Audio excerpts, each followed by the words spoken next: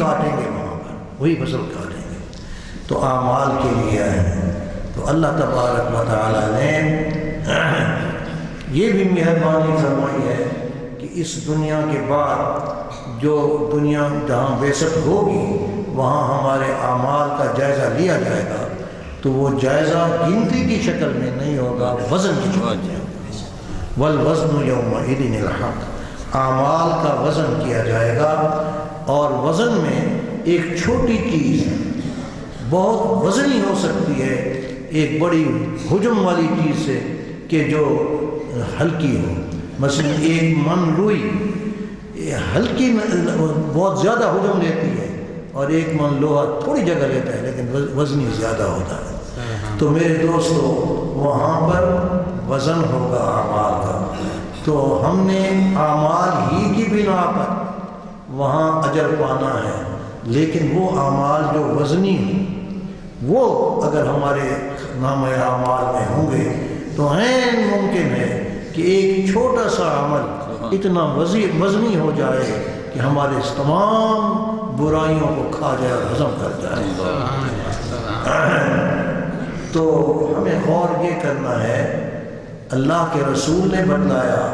کہ وہ کون سے اعمال، وہ کون سی چیز ہے جو اعمال کو وزنی کرتی ہے، بس ہم اس کو پکڑ لیں تو ہو سکتا ہے ہمارا ایک عمل ہی بہت زیادہ وزنی ہو جائے۔ تو میرے دوستو دو چیزیں یاد رکھیں، ایک یہ ہے کہ بعض کلمات میں اللہ نے یہ تاثیر رکھی ہے کہ وہ اپنے میں وزن رکھتے ہیں۔ الیہ یصعد الکلم الطیب والعمل الصالح یرفعہ، سبحان اللہ تملأ المیزان۔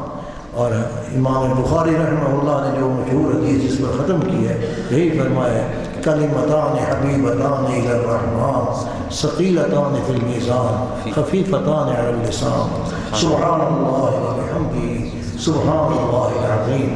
تو یہ ایسے کلمات ہیں کہ جو زبان پر آسان ہیں لیکن وزن میں بہت زیادہ ہے، اس کی ہمیں قدر نہیں اتنی، ان کی قدر پوچھو ان لوگوں سے کہ جن کو ایمان کی دولت محنت کے بعد حاصل ہوئی ہے، ہمیں میراث کے طور پر یہ چیز ملی ہے، ہم اس کی قدر نہیں اتنا کرتے۔ بہاول نگر کے شہر میں ایک نو مسلم شاید تبلیغ والوں کے ساتھ آیا تھا یا ویسے ہی سیاحت کر رہا تھا کہ بازار میں جا رہا تھا، ہاتھ میں تسبیح تھی اور کہہ رہا تھا سبحان اللہ سبحان اللہ سبحان اللہ۔ کسی نے پوچھا کہ یہ کیا پڑھ رہے ہو؟ کہتا ہے جنت کے درخت اگا رہا ہوں، اپنے میزان کو بھاری کر رہا ہوں۔ تو گویا کہ وزن ایک بڑھانے کا، اعمال کا وزن بڑھانے کی فکر کرنا یہ بڑی چیز ہے۔ تو میں اس وقت علماء کی مجلس میں صرف اتنی جسارت کرتا ہوں کہ یہ عرض کروں کہ عمل کے اندر وزن پیدا کرنے والی دو چیزیں ہیں بنیادی طور پر۔ ایک نیت ہے، یعنی عمل کو اخلاص کے ساتھ کیا جائے، یعنی اللہ تبارک و تعالیٰ کی رضا کی طلب میں ہر عمل کیا جائے یہ، اور یہ گویا یوں سمجھ لیجئے کہ ہدایت کی طرف یا راہ راست پانے کے لیے ایک ٹکٹ ہے جو آدمی کو مل گیا، جیسے کراچی جانے کے لیے ٹرین میں اگر سوار ہونا ہے، ہوائی جہاز میں، تو ٹکٹ صحیح چاہیے، ایسے ہی عمل کرنے کے لیے اور جنت میں جانے کے لیے ٹکٹ چاہیے۔ تو ٹکٹ ہے یہ نیت، اور نیت یعنی ہر عمل اس لیے کیا جائے کہ میرا اللہ مجھ سے راضی ہو جائے، اسی کو اخلاص کہتے ہیں۔ اور دوسری چیز ہے کوئی عمل نیت درست ہونے کے بعد اس میں یہ دیکھیں کہ آیا اللہ نے جس پیغمبر کو، جس ہستی کو بھیجا ہے دین سکھلانے کے لیے، اس نے جو کام کرنے کا طریقہ بتلایا ہے میں اس کے مطابق کام کر رہا ہوں یا نہیں۔ وہ نبی کے بتلائے ہوئے طریقے کے مطابق کوئی کام کرے گا،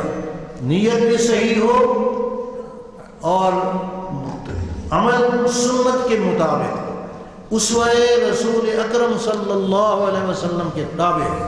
یہ دو چیزیں ہوں تو عمل بڑا وزنی ہے، وگرنہ یہ عمل صالح نہیں ہوگا بلکہ منہ پر مار دیا جائے گا۔